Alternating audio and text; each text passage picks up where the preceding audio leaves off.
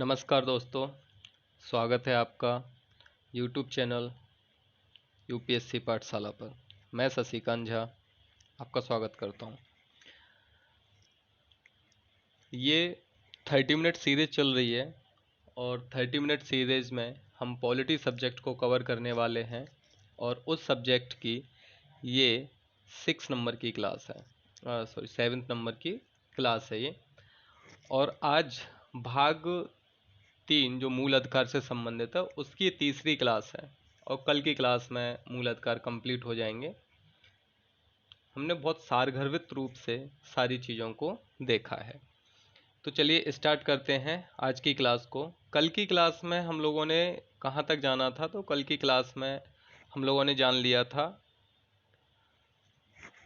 समानता के अधिकार को। पूरा समानता का अधिकार जो था उसको हमने कल की क्लास में कंप्लीट किया था। उसमें आर्टिकल 16 जो लोक नियोजन में आरक्षण की बात करता है, लोक नियोजन में समानता की बात करता है, उसको हमने विस्तार से जाना था। इसलिए वो क्लास थोड़ी बड़ी भी हो गई थी, लेकिन उम्मीद है कि आपको पसंद आई होगी। आज दूसरा अधिकार पढ़ेंगे हम, स्वतंत्रता का अधिकार। जैसे कि पहली क्लास में ही जाना था हमने कि मूल अधिकारों की कुल संख्या आरंभ में 7 थी। 44वें संविधान संशोधन के द्वारा एक अधिकार, संपत्ति के अधिकार को हटाया गया था। उसके बाद वर्तमान में 6 मूल अधिकार प्राप्त हैं और उन 6 मूल अधिकारों में से हम दूसरे नंबर का मूल अधिकार स्वतंत्रता का अधिकार पढ़ रहे हैं। स्वतंत्रता का अधिकार अनुच्छेद 19 से अनुच्छेद 22 तक दिया हुआ है और इसमें क्या क्या दिया है तो देखिए जानते हैं। अनुच्छेद 19 में दिया हुआ है 6 प्रकार की स्वतंत्रताएं। अनुच्छेद 19 में 6 प्रकार की स्वतंत्रताओं की गारंटी दी गई है। और याद रहे, अनुच्छेद 19 केवल नागरिकों को प्राप्त है और दूसरी बात ये निरपेक्ष नहीं है। इस पर युक्त युक्त प्रतिबंध संविधान ने स्वयं ही लगाए हुए हैं। क्या क्या प्रतिबंध है वो जानेंगे। अनुच्छेद 20 ये अपराधों के विरुद्ध दोष सिद्धि से संरक्षण देता है। और अनुच्छेद 21 ये प्राण व दैहिक स्वतंत्रता के बारे में प्रावधान करता है। और अनुच्छेद 21A इसको 86वें संविधान संशोधन 2002 के द्वारा जोड़ा गया और शिक्षा के अधिकार को मूल अधिकार बनाया गया। इससे पहले शिक्षा का अधिकार नीति निर्देशक तत्वों में था, तो वहाँ से इसको मूल अधिकार बना दिया गया। 86वें संविधान संशोधन से 3 जगह संशोधन किया गया था। फंडामेंटल राइट्स के लिए भाग 3 में, फंडामेंटल डीपीएसपी के लिए भाग 4 में और फंडामेंटल ड्यूटी के लिए भाग 4A में। इन 3 जगह 86वें संविधान संशोधन से प्रावधान जोड़े गए थे। आर्टिकल 22 गिरफ्तारी और निवारक नज़रबंदी से संरक्षण के लिए है। इसके बारे में कि गिरफ्तारी 2 तरह से होती है, एक सामान्य गिरफ्तारी होती है और एक निवारक नज़रबंदी गिरफ्तारी होती है। इस कानून के तहत यदि गिरफ्तारी हुई है तो कौन कौन से अधिकार मिलेंगे और सामान्य कानून के तहत हुई है तो कौन कौन से मिलेंगे, इन सब को हम जानेंगे। तो सबसे पहले स्टार्ट करेंगे स्वतंत्रता के अधिकार के अंतर्गत आर्टिकल 19 और 6 प्रकार की स्वतंत्रताएं।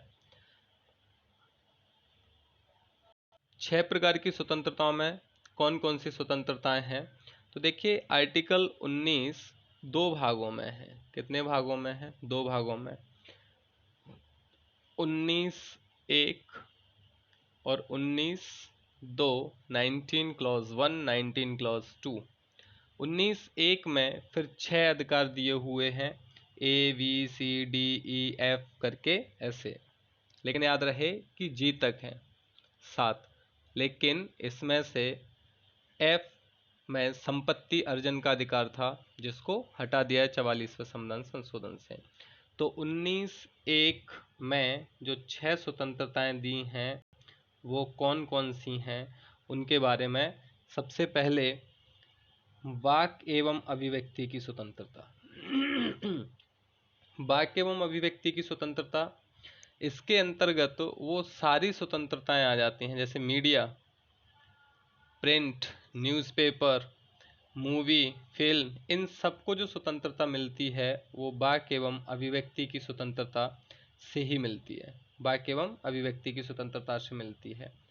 तो इसके अंतर्गत वाक्य यानी कि बोलने की स्वतंत्रता, और बोलने के अंदर लिखित, सांकेतिक और वीडियो किसी भी रूप में वाक्य और अभिव्यक्ति अपने विचारों को प्रकट करना, चाहे वो खेल के माध्यम से हो, चाहे वो किसी भी लिखित माध्यम से या लिखित माध्यम से, बोलने के माध्यम से, किसी भी माध्यम से है, तो वो वाक्य एवं अभिव्यक्ति की स्वतंत्रता के अंतर्गत आता है। इसमें और क्या क्या आते हैं तो देखिए, प्रेस की स्वतंत्रता, राष्ट्रीय ध्वज फहराना है नहीं फहराना है ये मेरी स्वतंत्रता है, मैं चाहूँ फहराऊँ, नहीं चाहूँ नहीं फहराऊँ, क्योंकि ये अभिव्यक्ति की स्वतंत्रता है और ये वाक्य की स्वतंत्रता है। अभिव्यक्ति की स्वतंत्रता, इसको नवीन जिंदलवाद 2004 में जोड़ा गया। कब जोड़ा गया था? नवीन जिंदलवाद 2004 में। व्यावसायिक विज्ञापन नहीं, विज्ञापन है। व्यावसायिक विज्ञापन तो वो भी अभिव्यक्ति की स्वतंत्रता के अंतर्गत आता है। फोन टैपिंग के विरुद्ध, आपके फ़ोन को यदि सरकार रिकॉर्ड कर रही है तो वो आपके मूल अधिकार का हनन होगा, इसलिए वो फ़ोन को टैप नहीं कर सकती, रिकॉर्ड नहीं कर सकती। लेकिन जैसा कि कहा गया है, इन पर युक्तियुक्त प्रबंध है तो लोक व्यवस्था, देश की एकता अखंडता, सामाजिक स्वास्थ्य, धार्मिक सहिष्णुता, इनके आधारों पर इनको निलंबित किया जा सकता है। और मौन रहने का अधिकार, ये इमैनुअल बनाम केरल राज्य 2014 में ये आया था बेसिकली राष्ट्रगान के संबंध में, कि नहीं आवश्यक है, राष्ट्रगान गाना ही पड़ेगा, राष्ट्रगीत गाना ही पड़ेगा। तो उस समय ये वाद आया था और सुप्रीम कोर्ट ने कहा कि मौन रहने का अधिकार भी अधिकार है और आदमी मौन रह सकता है, तो वो भी अभिव्यक्ति की स्वतंत्रता के अंतर्गत आता है। ठीक। अभिव्यक्ति और वाक्य एवं अभिव्यक्ति की स्वतंत्रता के बाद है निरायुध शांतिपूर्वक सभा और सम्मेलन करने की स्वतंत्रता। निरायुध यानी कि शस्त्रों के बिना, किसी भी प्रकार के शस्त्रों के बिना शांतिपूर्वक बैठकर सभा और सम्मेलन करने की स्वतंत्रता है। उसके बाद है संघ एवं संगठन बनाने की स्वतंत्रता, और इसी में सहकारी समितियों को जोड़ दिया गया 97वां संविधान संशोधन 2011 के द्वारा। ठीक है, तो इसमें सहकारी समितियों को भी जोड़ दिया गया है। तो संघ, संगठन और सहकारी समिति बनाने की स्वतंत्रता। उसके बाद है संपूर्ण भारत में आवागमन की स्वतंत्रता। भारत में कहीं भी घूमने फिरने की स्वतंत्रता है, लेकिन अब कुछ लोग सोच रहे होंगे कि कहाँ जा पाते हैं, कहीं कहीं तो मना ही है, इनर लाइन परमिट लेना पड़ता है, नॉर्थ ईस्ट में जाते हैं तो जो इनर लाइन परमिट वगैरह लेना पड़ता है, तो फिर वही बात दोहरा देते हैं कि इन पर युक्तियुक्त प्रतिबंध है। जनजातीय क्षेत्रों की, उनकी संस्कृति की सुरक्षा और रक्षा को ध्यान में रखकर प्रतिबंध लगाया जा सकता है, इसलिए निर्बाध रूप से, वैसे आर्टिकल 19 कहता है कि निर्बाध रूप से आप कहीं भी भारत में घूम सकते हैं, लेकिन SC ST की संस्कृति की रक्षा हेतु इसके लिए कुछ प्रावधान किए गए हैं। फिर निवास और बस जाने की स्वतंत्रता, भारत में कहीं भी जमीन खरीद कर निवास कर सकते हैं और वहां बस सकते हैं। फिर यहाँ भी वही संस्कृति की रक्षा, स्वतंत्रता, इन सब के आधार पर प्रतिबंध है। व्यवसाय, किसी भी व्यवसाय पेशा को करने की स्वतंत्रता। अब मान लीजिए, लेकिन इस पे फिर सीमाएं हैं। सरकार शिक्षा को आधार बना सकती है। डॉक्टर हैं, अब आपने डॉक्टर की पढ़ाई की नहीं और आप कहने मैं तो स्वतंत्र हूँ कि मैं पेशा कोई भी कर सकता हूँ, तो नहीं कर सकते। उसके लिए कुछ योग्यताएं तय की गई हैं, कुछ पेशा के लिए, कुछ व्यापार के लिए, कुछ व्यवसाय के लिए कुछ योग्यताएं बनाई गई। उन योग्यताओं को पूरा करने के बाद ही उस व्यवसाय को कर सकते हैं। तो ये देखिए ABCDE और G, F कहाँ गया? तो 19(1) का F संपत्ति अर्जन की स्वतंत्रता थी, जिसको 44वें संविधान संशोधन 1978 के द्वारा भाग 12 में आर्टिकल 300A में जोड़ दिया गया है। तो अब ये वैधानिक या कानूनी अधिकार है। ठीक। अब आर्टिकल 19 की स्वतंत्रताओं को हम सबसे पहले याद करने की कोशिश करते हैं कि क्रम से कौन कौन सी। तो देखो, सबसे पहली वाक्य एवं अभिव्यक्ति की स्वतंत्रता, यानी कि भाषण देने की स्वतंत्रता। ठीक है, वाक्य अभिव्यक्ति तो भाषण देने की स्वतंत्रता। जब भाषण देंगे तो कहाँ दे रहे होंगे भाषण आप? तो सभा और सम्मेलन करने की स्वतंत्रता, सभा और सम्मेलन में ही भाषण देंगे। अब भाषण दिया सभा सम्मेलन में, तो सभा और सम्मेलन में कुछ लोग आपके भाषण से प्रभावित हुए, तो आप क्या करोगे? अब संघ या संगठन बनाओगे। तो संघ और संगठन बनाने की स्वतंत्रता यहाँ आ जाएगी। ठीक है, संघ और संगठन बनाने की स्वतंत्रता। संगठन बना लिया तो अब क्या करोगे? संगठन बना के घूमने जाओगे कहीं ना कहीं, तो घूमने की स्वतंत्रता, भारत में निर्बाध रूप से घूमने की स्वतंत्रता। घूमने जाओगे तो कोई जगह अच्छी लगी तो वहाँ बसने का मन करेगा, तो बस जाने का अधिकार बसने का अधिकार। और जब वहाँ बस जाओगे तो कुछ ना कुछ काम तो करना ही पड़ेगा खाने पीने के लिए, तो क्या करेंगे? व्यापार की स्वतंत्रता। ठीक, इस तरह से 6 स्वतंत्रताओं को आप याद रख सकते हैं कि सबसे पहले भाषण, वाक अभिव्यक्ति की स्वतंत्रता। भाषण दिया तो सभा और सम्मेलन किया, सभा सम्मेलन में ही लोग मिल गए, आपने संगठन बना लिया। फिर घूमने चले गए, घूमने गए, आपको अच्छा लगा, आप बस गए वहाँ पर, बस गए और फिर वहाँ पे व्यापार करेंगे। तो एक क्रम से 6 स्वतंत्रताएं हैं जिनको आप याद रख सकते हैं। वाक अभिव्यक्ति की स्वतंत्रता, शांतिपूर्वक सभा सम्मेलन की स्वतंत्रता, संगठन बनाने की स्वतंत्रता, आवागमन की स्वतंत्रता, निवास और बस जाने की स्वतंत्रता, व्यवसाय पेशा वृत्ति करने की स्वतंत्रता। 19 के 19(1) और 19(2) क्या करता है? 19(2) में प्राप्त 19(2) कहता है कि 19(1) में जो स्वतंत्रताएं प्राप्त हों उन पर युक्ति युक्त प्रतिबंध लगाया जा सकता है। उन पर क्या कर सकते हैं?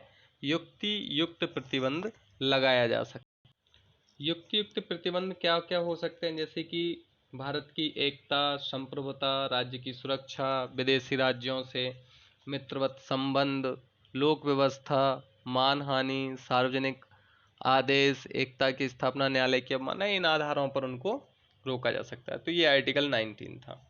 अब चलते हैं आर्टिकल 20। बहुत इंपॉर्टेंट है, सामान्य रूप से भी पता होना चाहिए। पुलिस आती है, देखते ही डर लग जाता है, पता नहीं क्या करेगी। जबकि आर्टिकल यदि 20 आपको पता है ना, आप पुलिस से डरोगे नहीं, कहोगे अरे नहीं ठीक है, कोई बात नहीं है, समझो, हमें पता है कि हमारे क्या अधिकार है।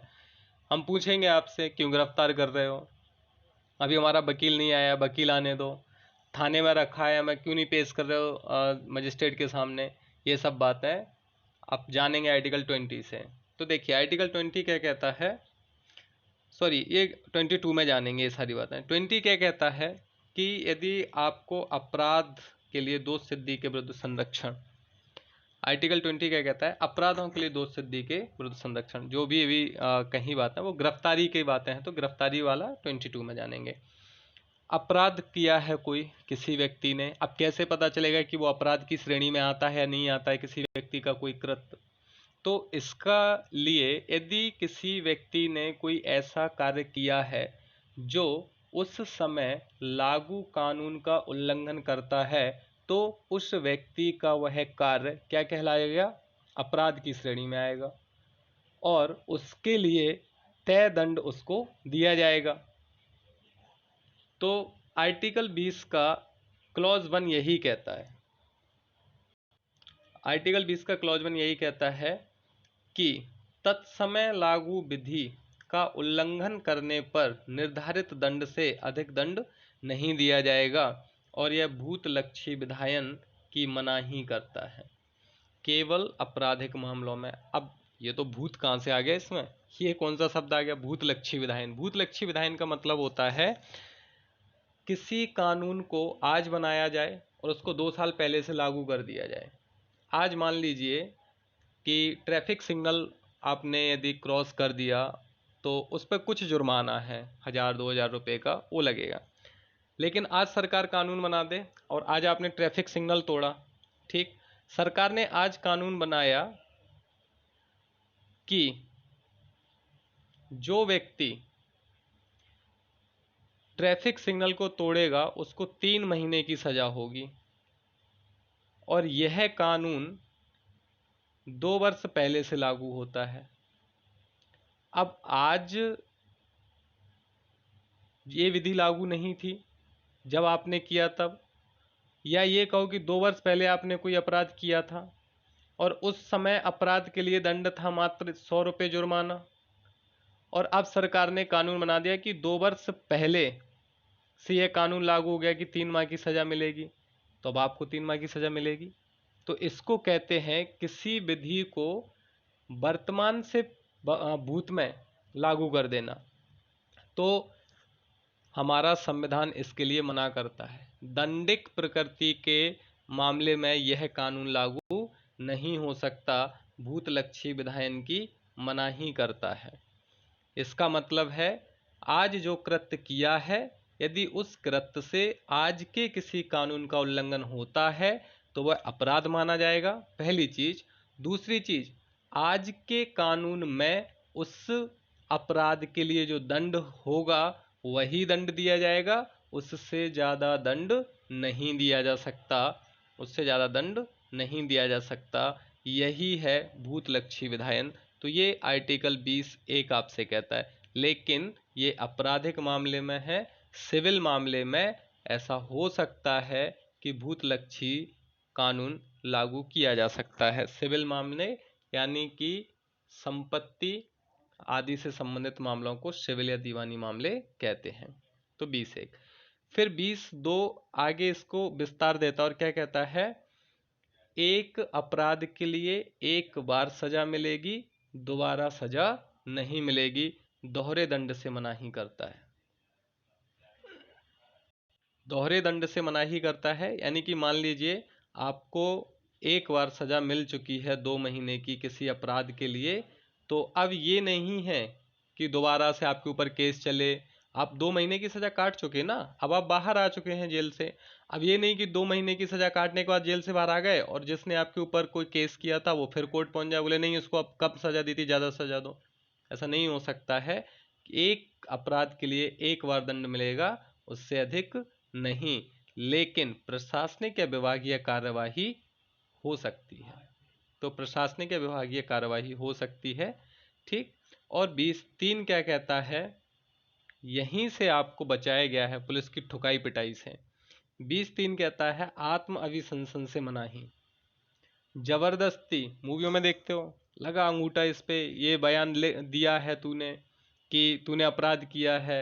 ये जो होता था ना, ये पुरानी फिल्मों में देखने को मिलेगा, वर्तमान फिल्मों में कम देखने को मिलेगा। क्यों? क्योंकि अब कोर्ट ने मना कर रखा है ना, संविधान भी यही कहता है कि आत्मविसंसन से मनाही, जबरदस्ती आपको आपके खिलाफ गवाही देने के लिए बाध्य नहीं किया जा सकता। मान लीजिए कभी पुलिस अरेस्ट कर ले और अरेस्ट करके आपको थाने ले जाए हवालात में बंद करके, और फिर कहे कि बोलो तुमने ये काम किया है, तो चुपचाप कह देना कि हाँ किया है, ठीक।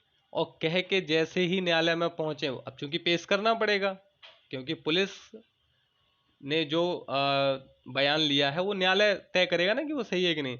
जैसे ही न्यायालय में आपको पेश करे वो पुलिस न्यायाधीश पूछे क्या ये आपने दिया है, जज साहब बहुत पिटाई कर रहे थे, हद से ज़्यादा सूत रहे थे, डर के मारे बोला था, ये वास्तव में मैंने ऐसा कुछ नहीं किया।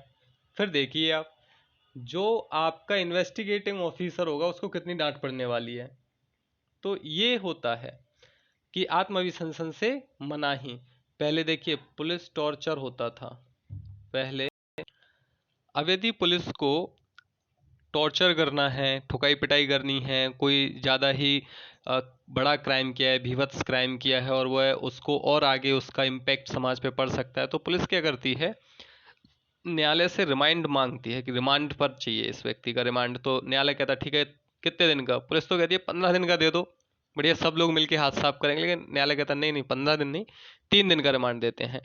तो अब यदि पुलिस टॉर्चर करना है तो न्यायालय से, ये शुरू से ही न्यायालय से क्या लेना पड़ता है, परमिशन लेनी पड़ेगी आपको रिमांड के लिए। पॉलीग्राफ टेस्ट, नार्को टेस्ट, ये सब बंद है। इनको कराने के लिए, मूवी वेब सीरीज में देखते हो आप, इनको कराने के लिए क्या करना पड़ता है, न्यायाधीश से परमिशन लानी पड़ती है। न्यायाधीश परमिशन देंगे तब इस तरह के टेस्ट कराए जा सकते हैं। लेकिन फिंगरप्रिंट, ब्लड टेस्ट और सिग्नेचर ये आपसे लिए जा सकते हैं। तो आर्टिकल 20 क्या कहता है, अपराध के लिए दोषसिद्धि से आपको बचाता है। इसके लिए एक तो भूतलक्षी विधायन की मनाही करता है, जो विधि आज है उसके अनुसार यदि कोई कृत्य क्राइम है, अपराध है, तो उसमें जो सजा है उसके लिए वही मिलेगी।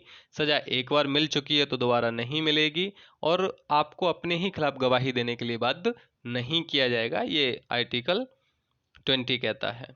उसके बाद आता है 21 प्राण व दैहिक स्वतंत्रता। तो इसमें संविधान कहता है कि प्राण व दैहिक स्वतंत्रता से विधि द्वारा स्थापित प्रक्रिया द्वारा ही वंचित किया जा सकता है, अन्यथा नहीं। ऐसा नहीं कि किसी भी तरह से किसी के भी प्राण ले ले, राज्य सरकार व्यक्ति कोई भी, ऐसा नहीं है। विधि द्वारा स्थापित प्रक्रिया, इसके मामले में दो केस बहुत फेमस हैं। एक ए.के. गोपालन वाद है 1950 का, ठीक है, और दूसरा है मेनका गांधीवाद 1978 का।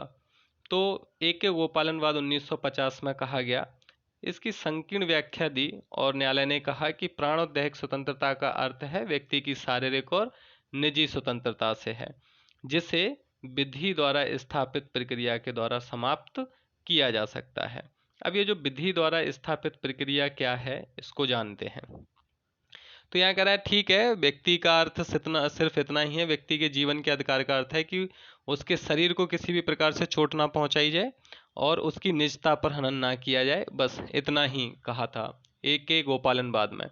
किसी का हाथ पैर नहीं काटा जाएगा, राज्य ऐसा नहीं है कि पकड़ के हाथ काट दिया किसी का कान काट दिया, ये नहीं कर सकता, उसकी निजता का उल्लंघन नहीं करेंगे। तो ये ए.के. गोपालन बाद में कहा गया। और ये भी कह दिया कि विधि द्वारा स्थापित प्रक्रिया द्वारा इसको समाप्त किया जा सकता है। तो विधि द्वारा स्थापित प्रक्रिया का मतलब होता है संसद ने यदि कोई कानून बनाया है तो उस कानून के अनुसार उस व्यक्ति के शारीरिक प्राण और दैहिक स्वतंत्रता को समाप्त कर दीजिए, बस। वो कानून सही है कि नहीं है, इससे कोई मतलब नहीं है न्यायालय को। वो सही प्रक्रिया के थ्रू बना है कि नहीं, इससे भी कोई मतलब नहीं है। तो यह प्रक्रिया जापान से ली गई है और संसद द्वारा निर्मित कानून की प्रक्रिया है ये विधि द्वारा स्थापित प्रक्रिया। इसमें एक बड़ा परिवर्तन होता है 1978 में। बेसिकली होता क्या है, जो मेनका गांधी है, तो राष्ट्रीय आपातकाल के बाद ये जाना चाह रही थी विदेश। अब चूंकि अभी आपने पढ़ा है कि भारत में कहीं भी घूमने जाना है तो आर्टिकल 19 आपको स्वतंत्रता दे देता है, लेकिन आपको भारत से बाहर जाना है घूमने, आपका मन ही नहीं लग रहा भारत में, तो आपातकाल के बाद जब मेनका गांधी बाहर जाना चाह रही थी तो इनका पासपोर्ट जब्त कर लिया और इनको विदेश नहीं जाने दिया। बस ये कोर्ट पहुंची, न्यायालय पहुंची, न्यायालय गई, तो इसमें न्यायालय ने अनुच्छेद 21 की व्यापक और समग्र व्याख्या की और न्यायालय ने कहा कि जीवित रहने का अर्थ से केवल शारीरिक और निजी जीवन ही नहीं है, इसका मतलब है मानवीय गरिमा के साथ जीवन जीना। और जहां मानवीय गरिमा शब्द आ गया, ये अपने आप में ही व्यापक है। मानवीय गरिमा यानी कि हर तरह से सम्मानित जीवन जीना, अच्छी वायु, अच्छी निद्रा और कहीं भी घूमने आने जाना, जो डिसेंट लाइफ के लिए आवश्यक होती हैं, वो सारी स्वतंत्रता स्वतः इसमें समाहित हो गई। और दूसरी बात कह दी कि संसद ने कोई कानून बना दिया और उस कानून के अनुसार आप सजा नहीं दे सकते। इसमें क्या था विधि द्वारा स्थापित प्रक्रिया में, कि कानून में यदि प्रक्रिया है उसके अनुसार कर दो, वो प्रक्रिया सही है गलत है इससे मतलब नहीं है। न्यायालय ने इसको भी बल दिया, कहा विधि द्वारा स्थापित प्रक्रिया को विधि की उचित प्रक्रिया से परिवर्तित किया जाता है। विधि की उचित प्रक्रिया का मतलब है, पहली चीज तो संसद ने जो विधि बनाई है वो सही बनी है कि नहीं, मानवीय गरिमा के अनुरूप है कि नहीं, उस विधि को बनाने के लिए पूर्णतः प्रक्रिया का पालन किया है कि नहीं, उसके बाद उस विधि के अनुसार सही आपने किसी को सजा दी है कि नहीं, ये विधि की उचित प्रक्रिया है। और ये प्रक्रिया यूएसए से ली गई है, ठीक, ये विधि की उचित प्रक्रिया यूएसए से ली गई है और ये प्राकृतिक न्याय के सिद्धांत पर आधारित है। तो प्राकृतिक न्याय का सिद्धांत सिंपल सी बात कहता है, यदि किसी मामले में दो पक्ष हैं तो दोनों पक्षों को सुना जाए, स्वयं व्यक्ति उसमें गवाह नहीं, स्वयं व्यक्ति उसमें न्यायाधीश नहीं हो सकता, तो ये प्राकृतिक न्याय पर आधारित है। अब देखिए वर्तमान में कौन कौन से अधिकार शामिल हैं, ये तो कम है, इनकी लंबी चौड़ी लिस्ट है। पासपोर्ट रखने का अधिकार, इसी की वजह से पूरा हुआ था ये केस, तो पासपोर्ट रखने का अधिकार मेनका बाद में आ गया था। और विदेश यात्रा का अधिकार, तो अभी कहा भारत में कहीं घूमना है तो 19 स्वतंत्रता दे रहा है, और भारत से बाहर घूमने जाना है तो आपको कौन स्वतंत्रता दे रहा है, 21। स्वच्छ पर्यावरण एवं स्वच्छ जलवायु, स्वच्छ पर्यावरण, स्वच्छ जल और स्वच्छ वायु, ये एमसी मेहता बाद में कहा कि ये भी आवश्यक है गरिमा जीवन जीने के लिए। रोजी रोटी का अधिकार, निःशुल्क विधिक सहायता, निद्रा का अधिकार। बाबा रामदेव का केस बहुत चला था, बाबा रामदेव को पत्ते लपेट कर भागना पड़ा था दिल्ली जंतर मंतर, तो ये उसी समय आया था। निद्रा का अधिकार, आप सोने नहीं दे रहे थे, तो ये अब वर्तमान में आप गहरी नींद में सो सकते हैं। निजता का अधिकार, पुट्टा स्वामीवाद 2017 में आया। अनिवार्य प्राथमिक शिक्षा, राइट टू इंफॉर्मेशन, सूचना का अधिकार, और बहुत इंपॉर्टेंट शादी करने का अधिकार, वो भी आपका जीवन जीने की स्वतंत्रता के अधिकार के अंतर्गत आता है। ठीक, उसके बाद विधि की उचित प्रक्रिया यूएसए से ली गई है। प्राकृतिक न्याय सिद्धांत पर आधारित है। विधि निर्माण प्रक्रिया और विधि निर्माण के तत्व की समीक्षा की जाती है। अनुच्छेद 21A, इसको 86वें संविधान संशोधन 2011 द्वारा जोड़ा गया और 6 से 14 वर्ष के बच्चों को निःशुल्क और अनिवार्य शिक्षा प्रदान करने की बात करता है ये। और ये RTE, राइट टू एजुकेशन 2009 के एक्ट के द्वारा इसको प्रभावी बनाया गया है। 21 हो गया, 21A हो गया। अनुच्छेद 22, गिरफ्तारी व निवारक नजरबंदी। दो शब्द हैं, एक है गिरफ्तारी और एक है निवारक नजरबंदी। यानी कि दो तरह से गिरफ्तारी होती है, एक साधारण कानून के तहत और एक निवारक नजरबंदी कानून के तहत। मान लीजिए आप पर NSA लगा है, नेशनल सिक्योरिटी एक्ट के तहत आपको गिरफ्तार किया गया। अब पोटा और टाड़ा खत्म हो गया, नहीं पहले पोटा लगा देते थे, टाड़ा लगा जाओ। जब किसी पे टाड़ा लगता था तो बस खत्म खेल, बहुत पिटते थे। तो साधारण कानून के तहत यदि आपको गिरफ्तार किया है तो गिरफ्तारी का कारण बताएंगे आपको। पुलिस वाले जब भी गिरफ्तार करेंगे गिरफ्तारी का कारण बताना होगा। वकील से परामर्श करने की सुविधा दी जाएगी। 24 घंटे के अंदर मजिस्ट्रेट के सामने पेश करना पड़ेगा। 24 घंटे के अंदर क्या करना पड़ेगा, मजिस्ट्रेट के सामने पेश करना पड़ेगा। ठीक है, ये जो अधिकार हैं ये वाले, ये शत्रु देश और नजरबंद व्यक्तियों को प्राप्त नहीं। यानी कि यदि इसके तहत कार्रवाई हुई है, आप शत्रु देश के नागरिक हैं तो, और शत्रु देश कौन होता है, जिसके साथ में युद्ध चल रहा हो, ठीक है, उसको शत्रु देश कहते हैं। दूसरा है निवारक नजरबंदी के तहत, यदि कोई निवारक नजरबंदी कानून है उसके तहत यदि गिरफ्तार किया गया है तो 3 माह तक आपको हिरासत में रख सकते हैं। और 3 माह से अधिक हिरासत में रखने के लिए, जैसे यहाँ था ना 24 घंटे में वकील के सामने, या नहीं है 3 महीने तक पुलिस के पास रह सकते हो। 3 माह से अधिक यदि हिरासत में रखना है तो न्यायाधीश, हाईकोर्ट के न्यायाधीश की अध्यक्षता में एक बोर्ड बनेगा, उस बोर्ड की सिफारिश के बाद ही उसको 3 माह से, यदि वो बोर्ड समझता है कि नहीं इसको 3 माह से अधिक रखने की जरूरत है तो रख सकते हैं। निरोध का आधार बताया जा सकता है, लेकिन आवश्यक नहीं है कि ये बताया जाए कि आपको क्यों नज़रबंद किया जा रहा है। तो बताया जा सकता है लेकिन आवश्यक नहीं है। यदि कानून व्यवस्था, लोक व्यवस्था या देश की एकता अखंडता को संकट है तो नहीं बताया जाएगा। निवारक नज़रबंदी कानून बेसिकली इसलिए होते हैं, ये कानून अपराध करने के बाद प्रभावी होते हैं और ये कानून अपराध रोकने के लिए प्रभावी होते हैं। ठीक है। नजरबंदी की अधिकतम अवधि संबंधी कानून संसद बनाएगी और संसद ने 44वें संविधान संशोधन 1978 में किया था। उससे अभी जो 3 माह की अवधि है उसको 2 माह करने की कोशिश की थी, लेकिन ये लागू नहीं हुई है। तो वर्तमान में 3 माह ही है यदि संसद, लेकिन यदि पोटा टाड़ा या कानून के तहत है तो वो 2 माह है। ठीक, इन दोनों को याद रखेंगे। जैसे NSA, नेशनल सिक्योरिटी एक्ट 1980 का, टाडा 1985 में लागू किया था, 95 इसको समाप्त कर दिया। पोटा 2002 में लागू किया था, 4 में समाप्त कर दिया। UAPA ये और ये NSA, ये दोनों इंपॉर्टेंट हैं, ये वर्तमान में लागू हैं अभी। ठीक है, अनलॉफुल एक्टिविटी प्रिवेंशन एक्ट 1967 तो, और NSA, नेशनल सिक्योरिटी एक्ट 1980, और कोफे पोसा ये अवैध जो मुद्रा होती है, काला धन, उसके आदान प्रदान को रोकता है किसी भी तरह से। तो ये जो है नज़रबंदी कानून है, इनके तहत यदि आपको गिरफ्तार किया गया है तो आपको कौन से अधिकार प्राप्त नहीं होंगे, ये 3 अधिकार प्राप्त नहीं होंगे। तो ये गिरफ्तारी व निवारक नज़रबंदी से संरक्षण। आप गिरफ्तारी के समय यदि ऐसा होता है तो पुलिस आती है तो आप उससे पूछ सकते हैं कि भाई क्यों गिरफ्तार किया जा रहा है, मजिस्ट्रेट के सामने पेश करने के लिए कह सकते हैं। एक और बात है, एक होती है पुलिस हिरासत और एक होती है न्यायिक हिरासत। पुलिस हिरासत का मतलब होता है यदि पुलिस ने आपको अरेस्ट किया है तो वो आपको हवालात में रखेगी, 24 घंटे के अंदर न्यायालय में पेश करेगी और पुलिस की निगरानी में रहेंगे।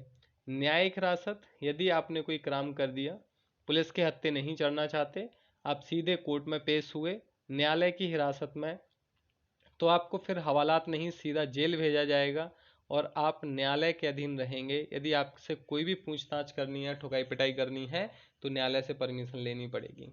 ठीक, तो ये पुलिस हिरासत और न्यायिक हिरासत में अंतर होता है। शोषण के विरुद्ध अधिकार जानते हैं। शोषण के विरुद्ध अधिकार 23 और 24 में दिए गए हैं। आर्टिकल 23 कहता है कि मानव दुर्व्यापार एवं बलात्श्रम का प्रतिषेध करता है। बलात्श्रम यानी कि जबरदस्ती किसी से कोई कार्य करवाना, और मानव दुर्व्यापार यानी कि मानव को वस्तु या सामान समझकर उसका व्यापार करना। इसके अंतर्गत देह व्यापार, वेश्यावृत्ति, देवदासी, दास एवं बेगार, बंधुआ मजदूरी, न्यूनतम मजदूरी से कम पर काम करवाना, ये बेगार की श्रेणी में आता है। तो बेगार का मतलब होता है बिना पैसे के काम करवाना, किसी से जबरदस्ती, डरा के, धमका के, उसकी मजबूरी का फायदा उठा के। तो ये सब शोषण के माध्यम होते हैं। तो यदि कोई व्यक्ति ऐसा करता है तो वह दंड का पात्र होगा। और इसके लिए कौन सा कानून बना है? उल्लंघन पर दंड अनैतिक दुर्व्यापार निवारण अधिनियम 1956, इस कानून के तहत आपको दंड मिलेगा किसी भी व्यक्ति को जो इस तरह से किसी व्यक्ति के साथ में व्यवहार करेगा तो। लेकिन इसके अपवाद हैं। इसका अपवाद है कि राज्य यानी कि सरकार सार्वजनिक उद्देश्य के लिए अनिवार्य सेवा लगा सकता है।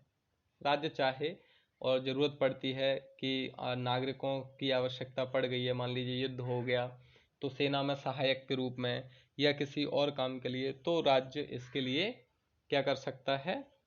अनिवार्य सेवा के लिए कह सकता है। फिर आर्टिकल 23 लागू नहीं होगा। इसमें राज्य केवल धर्म, जाति, लिंग, मूलवंश के आधार पर भेद नहीं करेगा। ऐसा नहीं करेगा हिंदू वाले हो चलो सब हाफ पैंट वाले लग जाओ, ऐसा नहीं करेगा वो। तो ये इन आधार पे किसी भी तरह से भेदभाव नहीं करेगा। और आर्टिकल 24 क्या कहता है? कारखाने आदि परिसंकटमय क्षेत्रों में बालिकों के नियोजन को प्रतिषेध करता है, उसको निषेध करता है। 14 वर्ष से कम आयु के कोई भी बालक जोखिम वाले काम नहीं करेंगे, जैसे कि खान, फैक्ट्री या अन्य जोखिम गतिविधियों में नहीं लगाए जा सकेंगे। ठीक, इसके लिए कौन सा कानून बना है? बाल श्रम प्रतिषेध एवं नियमन अधिनियम 1986 बनाया है, जिसमें 2016 में संशोधन किया गया और इसका नाम बाल एवं किशोर श्रम निषेध अधिनियम कर दिया गया है। ठीक है, अपवाद हैं तो बच्चे घरेलू एवं पारिवारिक कार्यों में सहयोग कर सकते हैं। बच्चे घरेलू और पारिवारिक कार्यों में सहयोग कर सकते हैं। दूसरा, बाल अधिकार संरक्षण आयोग अधिनियम 2005 बनाया और इसके तहत 2007 में राष्ट्रीय बाल अधिकार संरक्षण आयोग का गठन किया। और यह राष्ट्रीय बाल अधिकार संरक्षण आयोग किसके क्षेत्र में काम करता है? तो बालकों के अधिकारों की रक्षा करता है, बालकों से संबंधित अधिकारों को लागू करवाता है। उन सब कार्यों के करने के लिए राष्ट्रीय बाल अधिकार संरक्षण आयोग का गठन 2007 में बाल अधिकार संरक्षण आयोग अधिनियम 2005 के द्वारा किया गया था। ठीक, तो ये आज की क्लास थी और आज की क्लास में हमने स्वतंत्रता और शोषण के विरुद्ध अधिकार को कंप्लीट किया। ठीक है, स्वतंत्रता और शोषण के विरुद्ध अधिकार को कंप्लीट किया। स्वतंत्रता में कौन कौन से? तो 19 के अंतर्गत की स्वतंत्रता, 20, 21, 21A और 22। ठीक है, इनको जाना। और 23 और 24।